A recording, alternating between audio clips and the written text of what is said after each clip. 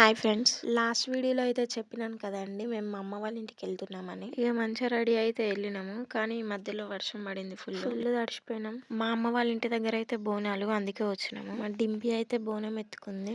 Next నేనైతే ఎత్తుకున్నా. అందరం కలిసి గుడి దగ్గరికి అయితే వెళ్ళినాం బోనం ఎత్తుకుని. గుడి లోపలికైతే వెళ్ళినాము. ఇక బోనం ఎక్కిచ్చేసినాం. ఎక్కిచ్చేసి నైవేద్యం అయితే పెట్టేసినాము.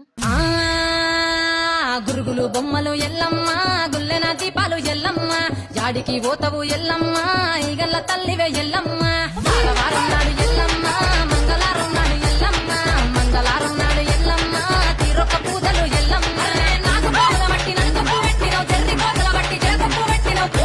ఇంటికైతే వచ్చేసినాం. అందరం వచ్చి ఇక లంచ్ చేసేస్తున్నాం. బ్లూ షర్ట్ వేసుకున్న అతను అయితే మా హస్బెండ్, మీ అందరికి తెలుసు. పక్కన వైట్ షర్ట్ అయితే మా బావ, మా అక్క వాళ్ళ హస్బెండ్. చుట్కీ అయితే వాళ్ళ అన్నకి అన్నం తినబెడుతుంది. మా డింపిని అయితే చూడండి, ఇక్కడ అన్ని ఎంత క్యూట్ గా చేస్తుంది. అసలు ఒక పెద్దవాళ్ళు చేస్తారు చూడు, అట్లా సిగ్గుపడుతుంది, అట్లా చేస్తుంది. తిను మా అక్క.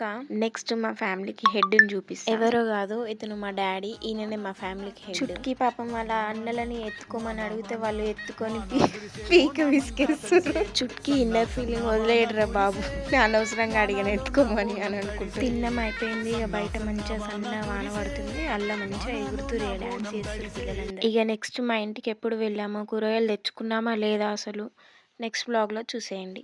నెక్స్ట్ వ్లాగ్తో అయితే మేము ముందుకు వచ్చేస్తాం. అంతవరకు మంచిగా ఇలానే సపోర్ట్ చేయండి. Like, share, subscribe. Bye bye.